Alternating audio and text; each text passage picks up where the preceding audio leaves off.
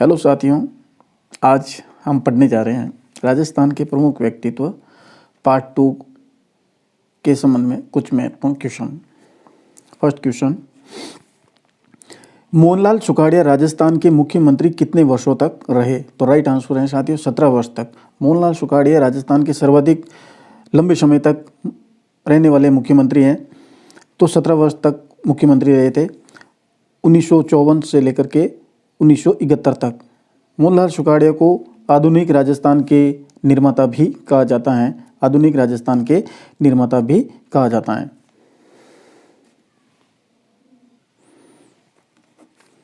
Question number 2, 1907 में बालिका शिक्षा को बढ़ावा देने हेतु चूरू में पुत्री पाठशाला बनवाई। किसने बनवाई थी? चूरू में पुत्री पाठशाला किसने बनवाई थी? तो आंसर है साथियों स्वामी गोपाल दास ने चूरू में। ऐसे भी क्वेश्चन आ सकता है, स्वामी गोपाल दास का संबंध है, जिला पूछे तो चूरू आ सकता है। स्वामी गोपाल दास का संबंध है बालिका शिक्षा को बढ़ावा देने से। पुत्री पाठशाला किसने बनाई? तो स्वामी गोपाल दास द्वारा।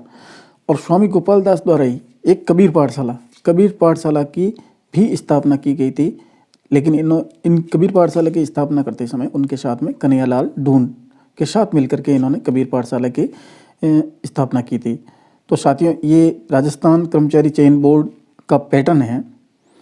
वो किसी प्रकार से उत्तर से भी क्वेश्चन पूछ सकते हैं, क्वेश्चन से भी वापस उत्तर पूछ सकते हैं, इसलिए आपको पूरा ऑलराउंड प्रश्न को और उसके आंसर को अपने माइंड के अंदर सेट करना है।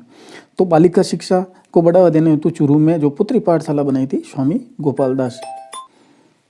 क्वेश्चन 3, लॉर्ड हॉर्डिंग के जुलूस पर बम किसने फेंका? लॉर्ड हॉर्डिंग के जुलूस पर बम फेंकने का कार्य किस राजस्थानी क्रांतिकारी ने किया था? तो राइट आंसर है साथियों जोरावर सिंह ने बम फेंकने का कार्य किया था। प्रसिद्ध वाक्य, मेरी माँ रोती हैं तो रोने दो, मेरी माँ रोती हैं तो रोने दो, जिससे सैकड़ों माताओं को न रोना पड़े। ये जो कथन था प्रताप सिंह का था साथियों। किसका था? प्रताप सिंह। यह कथन है वो प्रताप सिंह बारहट का था। नेक्स्ट क्वेश्चन, मोतीलाल तेजावत का जन्म कोलियार गांव उदयपुर में हुआ था। मोतीलाल तेजावत का जो जन्म संबंध है वो उदयपुर से है। मोतीलाल तेजावत ने भीलों को अन्याय, अत्याचार और शोषण से मुक्त करने के लिए मातृकुंडिया में एक ही आंदोलन चलाया था। एक ही आंदोलन का संबंध है, एक ही आंदोलन के प्रणेता हैं तो मोतीलाल तेजावत। एक ही आंदोलन का संबंध है भीलों को अन्याय, अत्याचार, शोषण से मुक्ति से संबंध में। एक ही आंदोलन कहाँ से शुरू हुआ था? मातृकुंडिया से हुआ था। एक ही आंदोलन कब हुआ? 1921 से। तो ये पूरे क्वेश्चन आप ऑलराउंड अपना माइंड दलाएं। आदिवासियों का मसीहा या बावजी कहते हैं तो मोतीलाल तेजावत को कहा जाता है। महत्वपूर्ण, मोतीलाल तेजावत ने नारा दिया था ना हाकिम और ना ही हुकुम। ये जो नारा था मोतीलाल तेजावत ने दिया था। और मोतीलाल तेजावत को आदिवासियों का मसीहा या बावजी कहा जाता है। और इनका जो संबंध है एक ही आंदोलन से हैं।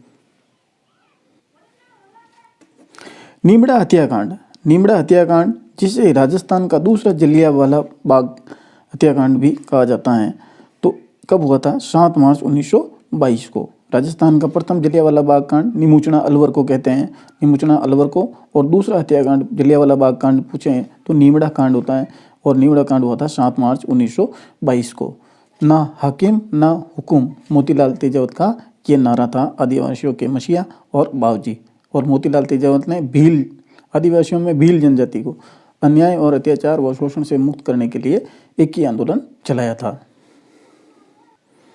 अगला क्वेश्चन 5, गोविंदगिरी के संबंध में क्वेश्चन जरूर आता है। गोविंदगिरी का जो जन्म है वो डूंगरपुर के बंजारा परिवार में हुआ था 1858 में। गोविंदगिरी का जन्म हुआ था डूंगरपुर के बंजारा परिवार में। ये जो क्वेश्चन है इम्पोर्टेंट क्वेश्चन है। गोविंदगिरी ने सिरोही में संप सभा की स्थापना की थी। गोविंद गिरी का जन्म कहाँ हुआ था? डूंगरपुर में। इन्होंने जो संप सभा की स्थापना की वो की थी साथियों सिरोही में। कहाँ की थी? सिरोही में। और कब की थी? 1883 में। इस प्रकार से बहुत सारे क्वेश्चन बनते हैं। संप सभा की स्थापना किसने की? गोविंद गिरी ने। गोविंद गिरी ने संप सभा की स्थापना कब की? तो 1883 में। गोविंद गिरी ने संप सभा की स्थापना कहाँ पर की? सिरोही में की। तो बहुत सारे क्वेश्चनों को आप अच्छी तरह से इसको बैठाएं। डूंगरपुर व बांसवाड़ा में गोविंद गिरी का जो क्षेत्र था कि गोविंद गिरी का किस क्षेत्र से संबंधित थे? तो इन्होंने डूंगरपुर बांसवाड़ा में, डूंगरपुर और बांसवाड़ा में भीलों में सामाजिक जागृति पैदा करने के लिए भगत आंदोलन चलाया था। सामाजिक जागृति पैदा करने के लिए इन्होंने अपने ये भगत आंदोलन चलाया था गोविंद गिरी ने। गोविंद गिरी का संबंध डूंगरपुर से सिरोही में संप सभा की स्थापना की और इनका जो कार्य क्षेत्र था वो डूंगरपुर और बांसवाड़ा था। और इनके द्वारा जो आंदोलन चलाया गया था उसे भगत आंदोलन चलाया था। भगत आंदोलन का संबंध है गोविंद गिरी से। महत्वपूर्ण बिंदु और महत्वपूर्ण क्वेश्चन। विजय सिंह पथिक का जन्म कहाँ हुआ? गुठावली, बुलंदशहर, उत्तर प्रदेश में। उत्तर प्रदेश के रहने वाले थे। इनका जो मूल नाम क्या था? मूल नाम था भूप सिंह इनका मूल नाम था। और विजय सिंह पथिक को भारत में किसान आंदोलन का जनक कहा जाता है। भारत में किसान आंदोलन के जनक हैं तो विजय सिंह पथिक। और विजय सिंह पथिक ने 2 बोर्ड की स्थापना की थी, ये याद रखना साथियों। 1916 में किसान पंच बोर्ड की स्थापना की और 1917 में ऊपरमाल पंच बोर्ड। 2 बोर्ड हो गए, किसान पंच बोर्ड और ऊपरमाल पंच बोर्ड। 1916 में किसान पंच बोर्ड की स्थापना और 1917 में ऊपरमाल पंच बोर्ड की स्थापना की। अब विजय सिंह पथिक ने किसान पंच बोर्ड की स्थापना की, उसका अध्यक्ष या सरपंच किसे चुना गया था? तो किसान पंच बोर्ड का जो अध्यक्ष था साधु सीताराम दास। और ऊपरमाल पंच बोर्ड का जो अध्यक्ष या सरपंच था वो था साथियों मन्ना पटेल। महत्वपूर्ण बिंदु हैं ये क्वेश्चन, यहाँ से क्वेश्चन जरूर उठता है, आप अच्छी तरह से देखें इसको। नेक्स्ट, राजस्थान सेवा संघ की स्थापना किसने की थी? विजय सिंह पथिक ने की थी साथियों। विजय सिंह पथिक ने राजस्थान सेवा संघ की स्थापना की। कहाँ की थी? 1919 में। 1919 में वर्धा कर्नाटक में की थी। और कर्नाटक में जब राजस्थान सेवा संघ की स्थापना विजय सिंह पथिक के द्वारा की गई तो वहाँ से एक समाचार पत्र निकाला था जिसका नाम था केसरी। क्या था? केसरी समाचार पत्र कहाँ से निकाला गया? वर्धा कर्नाटक से निकाला था। ठीक है। नेक्स्ट, उसके बाद में क्या होता है? राजस्थान सेवा संघ को अजमेर में स्थानांतरित किया जाता है। उसका जो मुख्यालय है वो अजमेर में स्थानांतरित कर दिया जाता है 1920 में। राजस्थान सेवा संघ की स्थापना 1919 वर्धा में हुई थी और 1920 में राजस्थान के अजमेर में इसको स्थानांतरित किया गया। अजमेर में स्थानांतरित किया गया तो नवीन स्थान था, तो वहाँ पर आते ही स्थापित होते ही पहले ने नवीन राजस्थान था, राजस्थान में नवीन नया राजस्थान सेवा संघ था तो नवीन राजस्थान पत्र निकाला, नवीन राजस्थान। और नवीन राजस्थान के बाद में तरुण राजस्थान पत्र निकाला। तो केसरी समाचार पत्र कहाँ से निकाला गया था? वर्धा से निकाला गया था। और नवीन राजस्थान और तरुण राजस्थान ये कहाँ से निकाले गए थे साथियों? अजमेर से निकाले गए थे समाचार पत्र। और नवीन राजस्थान तरुण राजस्थान किसने निकाला? विजय सिंह पथिक ने। ये आप याद रखें अच्छी तरह से। ये राजस्थान सेवा संघ वर्धा से अजमेर कब स्थानांतरित हुई? 1920 में। यह भी याद रखें, महत्वपूर्ण क्वेश्चन है। इससे जुड़ा हुआ एक और आता है क्वेश्चन, वीर भारत समाज की स्थापना। एक आता है वीर भारत सभा, वीर भारत समाज। मैं बताता हूँ, समाज आपको ऐसे याद रखना है। पथिक में 3 ये आगे अपने अक्षर हैं, पथिक में 3 तो समाज में 3। तो वीर भारत समाज की जो स्थापना की थी वो विजय सिंह पथिक ने की थी। विजय सिंह, वीर भारत समाज पथिक, अपने विजय सिंह पथिक याद रखें। केसरी समाचार वर्धा से, नवीन और तरुण राजस्थान अजमेर से निकाले गए थे। Next, what are the Indian state नामक पुस्तक किसने लिखी? भारतीय राज्य क्या है? What are the Indian state नामक पुस्तक किसने लिखी थी? तो साथियों विजय सिंह पथिक ने लिखी थी what are Indian state. Vijay Singh Pathik ने बिजोलिया आंदोलन का नेतृत्व कब संभाला? विजय सिंह पथिक बिजोली आंदोलन से कब जुड़े थे? तो 1916 में जुड़े थे साथियों। नेक्स्ट क्वेश्चन अच्छी तरह से समझें आप। बिजोली आंदोलन, बिजोलिया कहाँ आया हुआ है? ऊपरमाल क्षेत्र भीलवाड़ा में स्थित है। बिजोलिया आंदोलन है जो ऊपरमाल क्षेत्र में संपत्तित हुआ था, भीलवाड़ा में स्थित है। बिजोलिया कहाँ हुआ था? भीलवाड़ा में। और बिजोलिया आंदोलन में धाकड़ जाति के जो लोग थे वो सर्वाधिक मात्रा में जुड़े हुए थे। एक धाकड़ जाति के लोग बिजोलिया आंदोलन से जुड़े हुए थे। और बिजोलिया आंदोलन के समय वहाँ का जो ठिकानेदार था उसका नाम था राव कृष्ण सिंह। राव कृष्ण सिंह बिजोलिया आंदोलन के दौरान वहाँ के बिजोलिया के ठिकानेदार थे, राव कृष्ण सिंह। और बिजोलिया आंदोलन क्यों हुआ था? क्यों हुआ था? इसके कारण थे, एक भू राजस्व संग्रहण की जो पद्धति थी लाटा और कुत्ता के कारण हुआ था। और विभिन्न प्रकार के लाग बागों और जबरन बैठ बेगार आदि कारणों के कारण ये बिजोलिया आंदोलन हुआ था। तो ये कारण भी पूछ सकते हैं, बिजोलिया आंदोलन का कारण क्या था? तो भू राजस्व संग्रहण की पद्धति प्रमुख तो ये था लाटा और कुत्ता के कारण, और विभिन्न प्रकार की लाग बागों और जबरन बैठ बेगार आदि के कारण बिजोलिया आंदोलन हुआ था। और कहाँ हुआ था? ऊपरमाल क्षेत्र भीलवाड़ा में हुआ था। धाकड़ जाति के लोग थे यहाँ पे, और ठिकानेदार का नाम था राव कृष्ण सिंह। और बिजोलिया आंदोलन से विजय सिंह पथिक जुड़े थे 1916 में।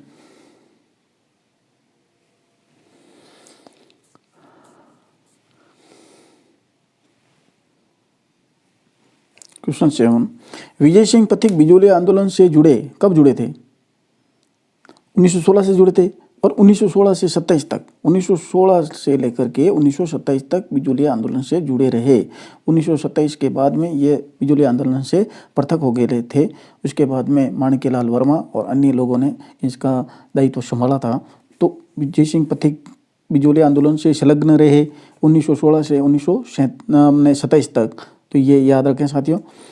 बिजोलिया आंदोलन में किसानों की मांगों की न्यायपूर्ण जांच हेतु कौन सा आयोग गठित किया गया? बिजोलिया आंदोलन में किसानों की मांगों की न्यायपूर्ण जांच हेतु कौन सा आयोग गठित किया गया? तो साथियों न्यायमूर्ति बिंदुलाल भट्टाचार्य आयोग का गठन किया गया है। तो इस प्रकार से क्वेश्चन वापस रिवर्स भी हो सकता है कि बिंदुलाल भट्टाचार्य आयोग का संबंध किस आंदोलन से है? तो बिजोलिया आंदोलन से न्यायमूर्ति बिंदुलाल भट्टाचार्य आयोग का संबंध है। बिजोलिया आंदोलन के दौरान मेवाड़ के प्रधानमंत्री सर सुखदेव प्रसाद ने माणिक्यलाल वर्मा को किस जेल में बंद करवा दिया था? बिजोलिया आंदोलन के दौरान मेवाड़ के जो प्रधानमंत्री थे सर सुखदेव प्रसाद, तो माणिक्यलाल वर्मा इनके पास में गए थे अन्य सदस्यों के साथ में, और किसानों की मांगे मानने पर उनको निवेदन किया था। तो प्रधानमंत्री सर सुखदेव प्रसाद ने आश्वासन दे दिया, लेकिन उन मांगों के ऊपर कोई क्रियान्वित नहीं हुई। तो जब दोबारा माणिक्यलाल वर्मा और अन्य साथी गए तो माणिक्यलाल वर्मा को गिरफ्तार कर दिया गया था और इन्हें कुंभलगढ़ जेल में इनको बंद कर दिया गया था। और उसके बाद में जब इनको छोड़ा गया तो मेवाड़ से निर्वासित कर दिया था। तो ये याद रखें साथियों। बिजोलिया आंदोलन के दौरान मेवाड़ के प्रधानमंत्री थे सर सुखदेव प्रसाद, और माणिक्यलाल वर्मा को किस जेल में बंद रखा गया था? तो कुंभलगढ़ जेल में। क्वेश्चन 10, राजस्थान का चंद्रशेखर कहा जाता है?